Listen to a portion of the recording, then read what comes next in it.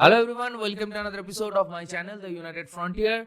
तो परसों की रात की तरह कल की रात में भी चैंपियंस लीग में बहुत सारा एंटरटेनमेंट हम लोग को देखने को मिला है, बहुत सारे एंटरटेनिंग गेम हम लोग को देखने को मिला है। स्पेशली डॉर्टमुंड वर्सेस बार्सिलोना, ये गेम तो बहुत ही एंटरटेनिंग था। जुवेंटस वर्सेस मैनचेस्टर सिटी का भी मैच था, क्योंकि दोनों टीम के लिए बहुत ही इंपॉर्टेंट मैच था। और आर्सेनल वर्सेस मोनाको भी था। तो ये वीडियो में ये तीनों मैचेस को लेके बात करेंगे।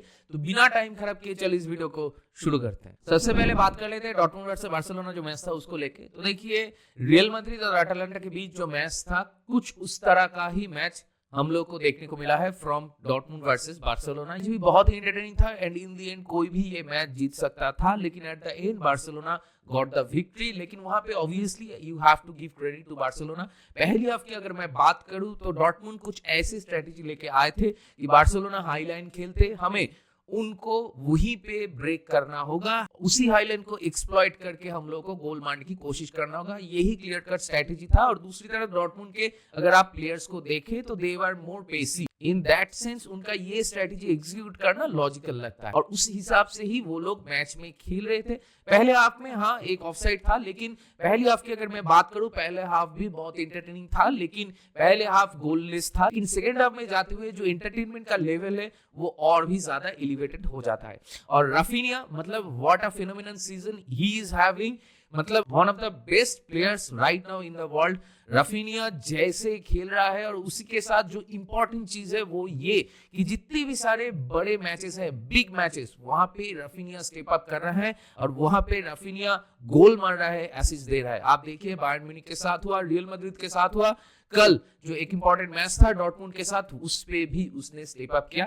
क्योंकि रिसेंट टाइम्स में अगर आप देखें, रिसेंट टाइम्स में बार्सिलोना का थोड़ा बहुत अप एंड डाउन चल रहा था ला लीगा में, जैसे रियल मैड्रिड का भी चल रहा था। तो इसीलिए हम लोग कह रहे थे कि सुमड़ी में एटलेटिको मैड्रिड घुस गए। अभी इसको 3 हॉर्स टाइटल रेस कहें या ना कहें, ये अलग टॉपिक है, तो उसमें बाद में बात करेंगे। लेकिन लीग में ऑब्वियसली बार्सिलोना के ऊपर थोड़ा बहुत प्रेशर बिल्डअप हुआ है for recent run of form. लेकिन कल के मैच में बार्सिलोना को ये 3 पॉइंट बहुत जरूरी था। तो चांसेस बहुत कम है कि इसके बाद Barcelona outside of the top 8 finish करेंगे। They have cemented their place. और उसी के साथ आपको डॉर्टमुंड को भी क्रेडिट देना होगा, क्योंकि मैच में वो लोग भी फाइट कर रहे थे और उसके साथ वो लोग गोल भी स्कोर कर रहे थे। और फेरन टोरेस के लिए भी ये मैच बहुत इंपॉर्टेंट था, उसने ब्रेस स्कोर किया। I think as a Barcelona fan आप अभी भी फेरन टोरेस के ऊपर वो भरोसा नहीं दिखा पाएंगे इन बिग मैचेस, लेकिन it is always good to see such players getting their name on the score sheet, और वो बहुत इंपॉर्टेंट होता है प्लेयर के लिए भी। तो इन अ वे कल के मैच की अगर मैं ओवरऑल बात करूं तो कोई भी टीम ये मैच जीत सकता था, लेकिन बार्सिलोना का जो क्वालिटी है, बार्सिलोना वह स्लाइटली बेटर देन डॉर्टमुंड। और उसी के साथ आई मस्ट से कि बार्सिलोना इन द एंड ये 3 पॉइंट डिजर्व करते थे। और रियल मैड्रिड अटालांटा वाला जो मैच था, जहां पे अटालांटा को एकदम स्टॉपेज टाइम में एक मौका मिला था, कल डॉर्टमुंड के पास भी वो मौका था। एकदम लास्ट मोमेंट पे डॉर्टमुंड को एक फ्री किक मिला था, वहां से शॉटरबैक एक गोल स्कोर करके ये मैच में डॉर्टमुंड को कुछ सैल्वेज करने में मदद कर सकता था। वहां पे उसने हेडर वाइड मार दिया और वो गोल नहीं हो पाया। तो कोई कोई लोग कह सकते हैं कि वो शायद ऑफसाइड था या ऑफसाइड हो सकता था, तो वो तो बात की बात है। मैं अगर चांस की बात करूं तो obviously it was a big chance for them, लेकिन at the end I think it is a fair result, क्योंकि डॉर्टमुंड कुछ कुछ जगह पे लैग कर रहे थे और वो क्लियरली विजिबल भी था। तो इसलिए eight the end Barcelona got the win. और उसी के साथ अगर डॉर्टमुंड की बात करें तो टेबल में डॉर्टमुंड अभी नंबर 9 में है विद 12 पॉइंट्स। और रिमेनिंग मैचेस में अगर डॉर्टमुंड अपना अच्छा फुटबॉल ए गेम नहीं खेलते हैं तो देयर इज अ चांस कि डॉर्टमुंड आउटसाइड टॉप 8 फिनिश करे। अगर आप outside of the top 8 finish करते हो तो आपको हो ही सकता है कि प्लेऑफ में कोई स्ट्रॉन्ग ओपोनेंट मिल जाए, और 2 मैचेस भी आपको एक्स्ट्रा खेलना होगा, तो obviously you want to avoid that. और इसके बाद चलिए बात कर लेते हैं जुवेंटस वर्सेस मैनचेस्टर सिटी जो मैच था उसको लेके। तो देखिए, ये एक ऐसा मैच था जहां पे दोनों ही टीम बहुत इंजरी क्राइसिस से जा रहे थे। तो कह सकते हैं कि मैनचेस्टर सिटी के बहुत सारे प्लेयर्स इंजर्ड हैं, लेकिन अगर आप जुवेंटस की भी बात करो तो जुवेंटस का जो इंजरी लिस्ट है इट इज रियली अलार्मिंग। तो कल ऐसे 2 टीम आमने सामने आ रहे थे जिनका रिसेंट फॉर्म उतना खास नहीं है, जिनके प्लेयर्स का जो ओवरऑल कॉन्फिडेंस है वो भी थोड़ा डाउन था। ऐसे दोनों टीम अगर आमने सामने होता है तो उन दोनों से आप जैसा गेम एक्सपेक्ट करते हो बिल्कुल वैसा ही कुछ गेम हम लोग को कल रात को भी देखने को मिला है, specially in the first half की दोनों ही टीम जो प्लान लेके आए थे वो प्लान एग्जीक्यूट करने में दोनों ही टीम को दिक्कत हो रहा था। जुवेंटस की अगर मैं बात करूं तो 15 गेम में जुवेंटस 9 ड्रॉस करके आ रहा था ये मैच में, और दूसरी तरफ मैनचेस्टर सिटी 9 मैच में सिर्फ एक जीत उनको मिला था, उसके बाद वो लोग जुवेंटस को खेल रहे थे। तो ये मैच में पहली हाफ की अगर मैं बात करूं तो पहले हाफ में Juventus between the lines Juventus को खेलने में बहुत दिक्कत हो रहा था, विंग प्ले में भी उनको दिक्कत हो रहा था, और थ्रू द मिडिल भी वो लोग नहीं खेल पा रहे थे क्योंकि मैनचेस्टर सिटी के पास बॉल था। लेकिन मैनचेस्टर सिटी के पास भले ही बॉल पोजीशन था, लेकिन फिर भी मैनचेस्टर सिटी कुछ क्लियर का chances Manchester city first half में क्रिएट नहीं कर पाए।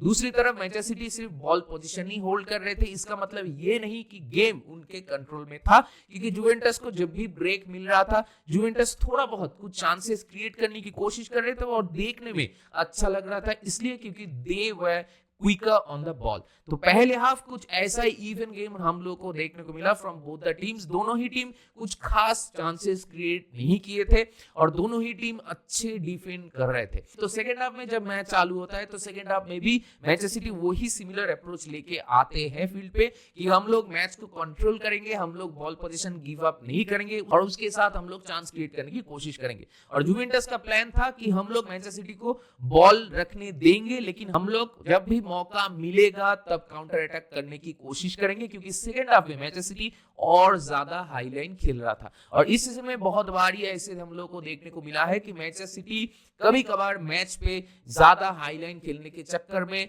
उनके बैकएंड में वो मोबिलिटी अभी नहीं है, उनके मिडफील्ड में वो मोबिलिटी अभी नहीं है क्योंकि रॉड्री नहीं है, तो मैनचेस्टर सिटी चांस कंसीड कर लेते हैं। और ऐसा ही कुछ कल के मैच में भी हम लोग को देखने को मिलता है। जुवेंटस जब अपना पहला गोल स्कोर किया है, लाहोविच ने जो गोल स्कोर किया, इट वाज अ ब्रिलियंट गोल, क्योंकि between two defenders he got that header away, और वहां पे रूबेन डियास के इनसे भी गलती हो गया। He should have done better for stopping that cross, लेकिन वहां पे दोनों डिफेंडर के बीच से लाहोविच जंप करके वो हेडर को कनेक्ट करते हैं और वहां पे एक पॉइंट ब्लैंक रेंज में एडरसन के लिए वो सेव करना बहुत ही नामुमकिन था, लेकिन फिर भी उसने कोशिश किया था, लेकिन अनफॉर्चुनेटली बॉल अंदर चला गया था। तो जुवेंटस को वहां पे एक ब्रेक मिल जाता है against the run of play, क्योंकि मैनचेस्टर सिटी के पास सेकंड हाफ के शुरू में भी बॉल ज्यादा था। और उसके साथ जुवेंटस को जब ये ब्रेक मिल जाता है उसके बाद मैनचेस्टर सिटी थोड़ा डिस्परेट होते हैं। उसके बाद मैं झूठ नहीं बोलूंगा, मैनचेस्टर सिटी 2-3 अच्छे चांसेस भी क्रिएट किए थे, जहां पे केविन डी ब्रुयने ने एक शॉट लिया था और उसके साथ जुवेंटस के गोलकीपर भी 2-3 अच्छे सेव्स निकाले वहां पे। लेकिन फिर भी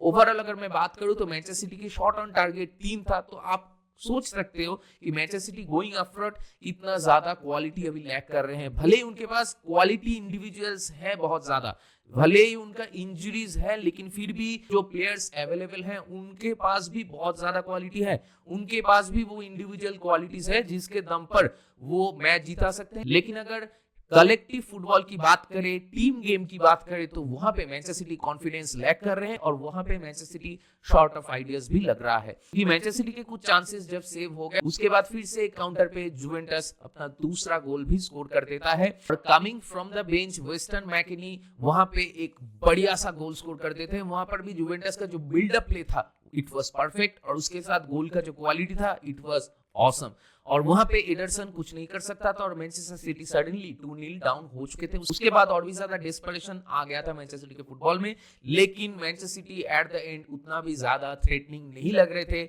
specially after going 2-0 down in the match. उसी के साथ कल के मैच में भी हालैंड को मतलब उतना ज्यादा इन्वॉल्व हम लोग नहीं देख पाया। कल के मैच में भी वो आइसोलेटेड हो गया था। इंटायर मैच में he had only 5 touches, I think 5 या 6 touches. In the and it was a pretty poor game he had, और उसी के साथ इंटर मैनचेस्टर सिटी टीम फिर से और एक मैच हार गए हैं और कल के मैच के बाद अभी मैनचेस्टर सिटी 10 मैचेस में से सिर्फ एक ही मैच जीता है। और दूसरी तरफ you have to give credit to Juventus, क्योंकि जुवेंटस कल वाले मैच में 3 पॉइंट उनके लिए बहुत ही इंपॉर्टेंट था और अभी वो टेबल में 14 में आ गए हैं विद 11 पॉइंट्स। लेकिन जो बचे हुए गेम्स है उसमें अगर जुवेंटस अच्छा करे तो एक स्लाइट चांस है कि वो लोग टॉप 8 में फिनिश कर सके, जो कि बहुत मुश्किल है क्योंकि बचा हुआ गेम्स उतना आसान भी नहीं है फॉर जुवेंटस। दूसरी तरफ मैनचेस्टर सिटी टेबल में 22nd प्लेस में है और उसके साथ पॉइंट उनके पास सिर्फ 8 है, तो मैनचेस्टर सिटी के ऊपर बहुत ज्यादा प्रेशर होगा क्योंकि बचे हुए मैचेस उनको जीतना है।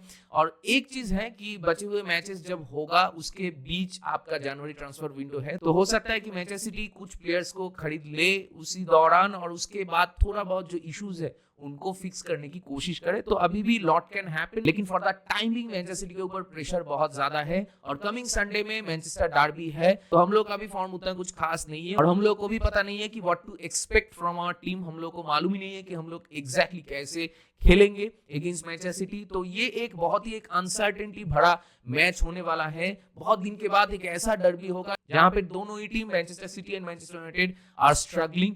तो देखते हैं क्या होता है डर्बी में। मैं ये नहीं कहूंगा कि हम लोग एकदम से जीत ही जाएंगे, हो सकता है कि हम लोग जीत जाए, लेकिन उसके लिए हम लोग को बहुत अच्छा खेलना होगा। क्योंकि जैसा कि मैं कह रहा था कि भले ही मैनचेस्टर सिटी का फॉर्म खराब चल रहा है, लेकिन मैनचेस्टर सिटी के अवेलेबल प्लेयर्स में वो क्वालिटी है कि वो अपने दम पे दे कैन विन मैचेस। तो इसीलिए वो मैच हम लोग के लिए उतना भी आसान नहीं होगा। अगर कुछ यूनाइटेड फैंस ये सोच रहे हैं कि मैनचेस्टर सिटी का फॉर्म खराब चल रहा है तो हम लोग जाएंगे और मैच जीत जाएंगे, तो चीजें उतना भी स्ट्रेट फॉरवर्ड नहीं होगा हम लोग के लिए।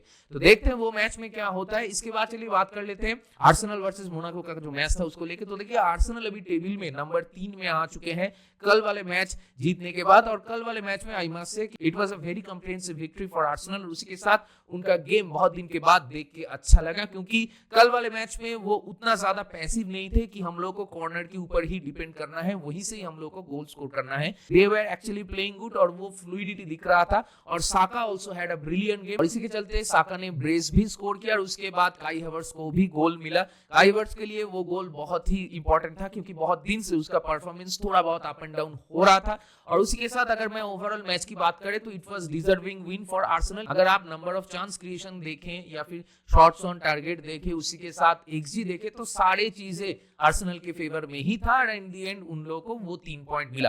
तो अभी things are looking good for Arsenal in terms of Champions League। तो टॉप 8 में फिनिश करने की चांसेस आर्सेनल का भी बहुत ज्यादा हो चुका है अभी। तो अभी टॉप 8 थोड़ा बहुत शेप अप हो रहा है, थोड़ा बहुत चेंजेस भी हम लोग को शायद देखने को मिलेगा टॉप 8 में based on the remaining games. दूसरी तरफ जितने भी बड़े टीम्स हैं like real Madrid, Manchester city, PSG, Bayern Munich, Atletico Madrid, Juventus, ये सारे टीम्स में से कौन सी टीम टॉप 8 में फिनिश कर सकते हैं वो भी देखने वाली बात होगी। तो ये तीनों मैचेस को लेके आप लोग का क्या राय है, आप लोगों का क्या मानना है, मेरे साथ जरूर शेयर कीजिए। और उसी के साथ और एक बढ़िया सा चैंपियंस लीग नाइट हम लोग को देखने को मिलता है कल। और आज यूरोपा लीग में मैनचेस्टर यूनाइटेड का मैच है विक्टोरिया पल्सन के साथ। तो वो वाले मैच में भी देखना होगा कि हम लोग क्या करते हैं क्या नहीं करते हैं। तो दैट बीइंग सेड इस वीडियो को चलिए यहीं पे रैप अप करते हैं। अगर आप मेरे चैनल में नए हो तो मुझे जरूर सब्सक्राइब कीजिए, इस वीडियो को लाइक कीजिए और शेयर कीजिए अपने दोस्तों के बीच या जान पहचान वालों के बीच जिनको ऐसे वीडियोस देखना पसंद है। तो बहुत जल्दी मिलेंगे अगले वाले वीडियो में, तब तक ख्याल रखिए अपना,